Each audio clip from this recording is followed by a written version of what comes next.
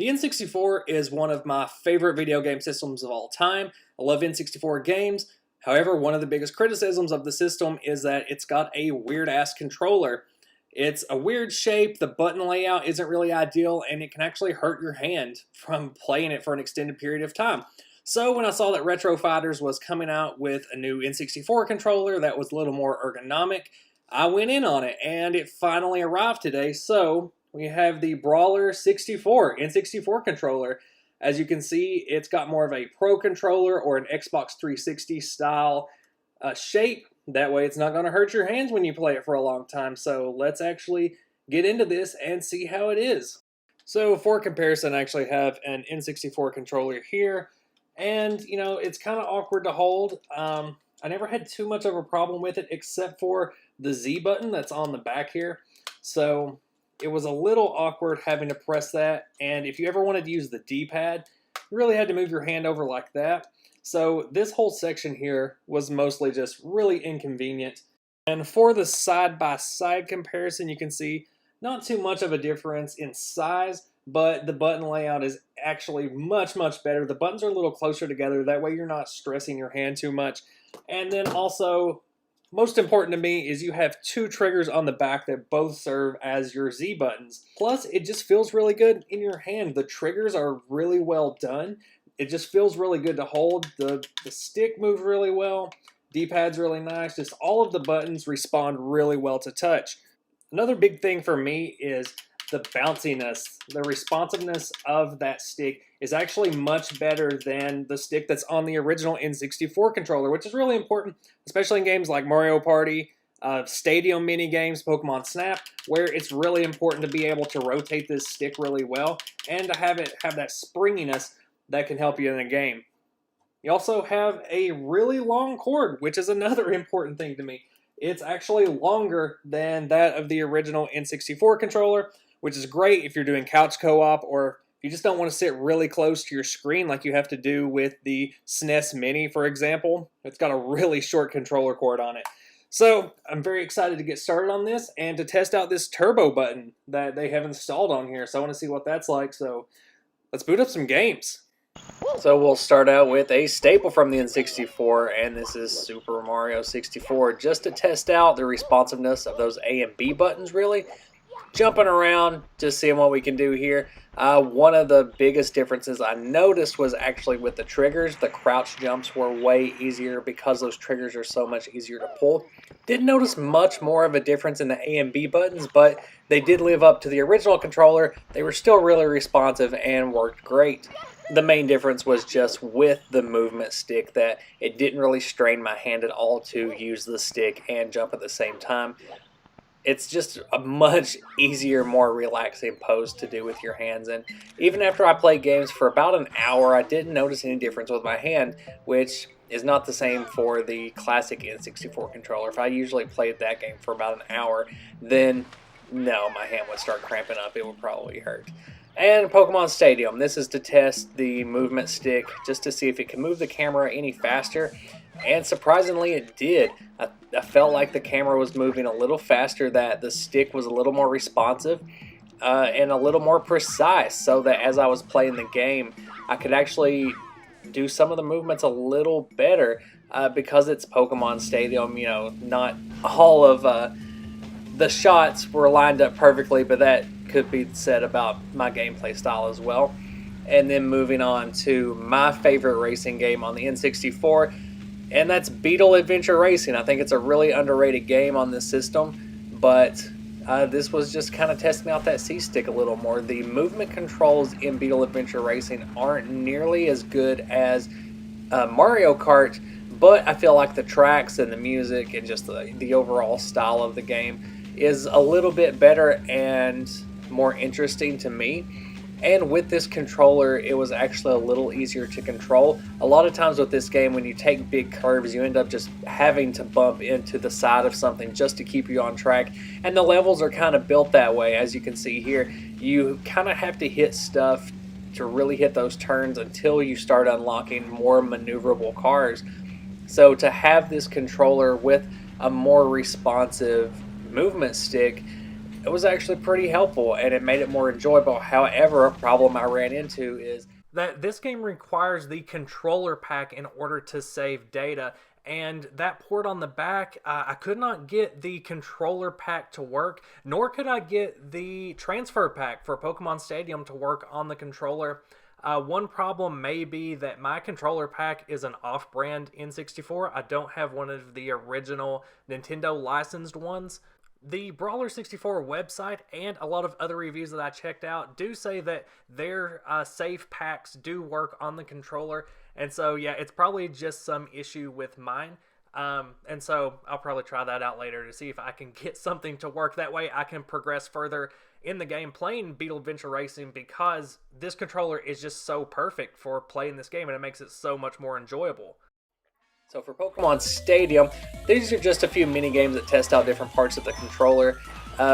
This Topsy-Turvy game with Hitmontop is a test of how precise it can be, because you do really have to time those button mashes with the movement of the stick, and it worked out pretty well. I've actually found that I did better at this game with the new controller, mostly because of that the stick and its ability to like bounce around a little bit and balance itself, so that where I'm moving and what my fingers are doing is actually being fully represented by what's happening in the game. It doesn't feel like there's as much of a lag as there was with the original. During this game, for its frolic, I was using the D-pad. I hadn't really tested the D-pad yet, and I thought that this was a great one since the entire game is shaped like a D-pad.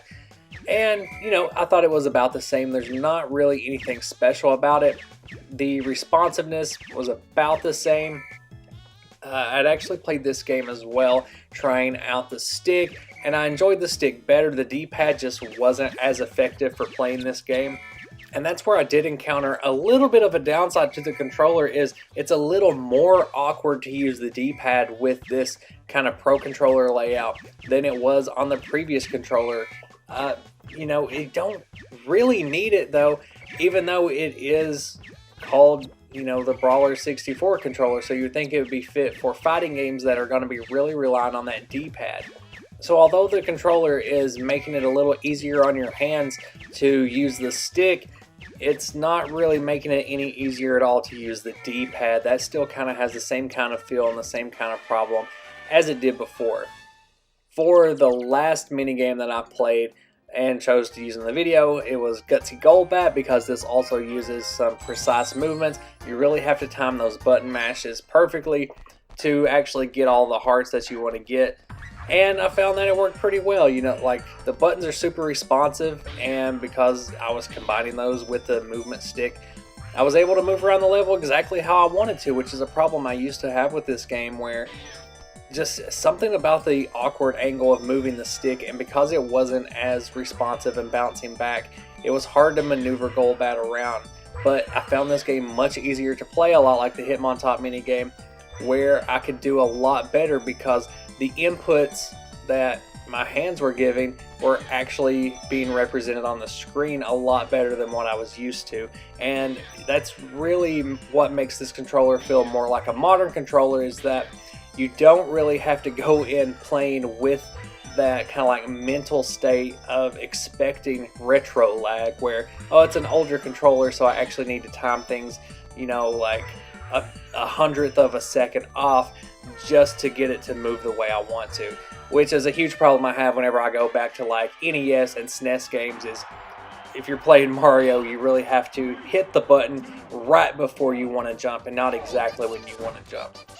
And since it is a Brawler64, and this is one of the best games to test out all of the mechanics of a controller because you're using so many buttons, I thought I would play some Smash. I'm terrible at Smash, but this is just a pretty quick match that I did going through the classic mode, and I thought it worked really well, especially the grabs. The grabs and the shield I thought were much easier to pull up. They were easier to use just because of the button layout and the ease of using those triggers. I would say definitely for fighting and racing games on the N64, This is the controller to use. I don't want to go back to using anything else. Aside from the expansion pack issue, I don't really think it's any worse than the controller that it's built on and based off of. As you may have noticed, that video you just watched was actually made by me about 1.5 years ago, and I didn't keep it on the channel for long. I decided to take it down and just private the video eventually. But I guess now's the time to upload it because Retro Fighters released some more of the controllers, but this time in color. And I'm a sucker for this kind of thing, so I picked up the Shuckle Red one. I'm quite partial to red if you haven't noticed. Retro Fighters has re-released this controller with 5 colors, and honestly, I want them all. If I had the money to buy one of each, I would have. But, you know, they got them in red, orange, green, blue, and purple. Pretty much all the best colors for a transparent controller. So ever since getting one of these Brawler64 controllers about 1.5 years ago, this has just been my go-to for playing N64 games. I mainly play by myself, and so this has been perfect for all of those games. And just as a comparison, I'll bring them both up here. You'll see that pretty much exactly the same design, same layout, same everything.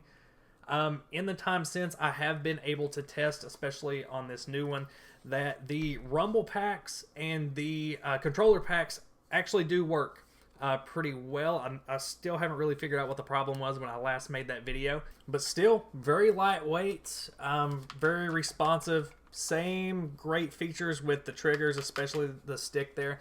The only real difference I can tell you, besides that you can just see the components in there, it's actually a really cool...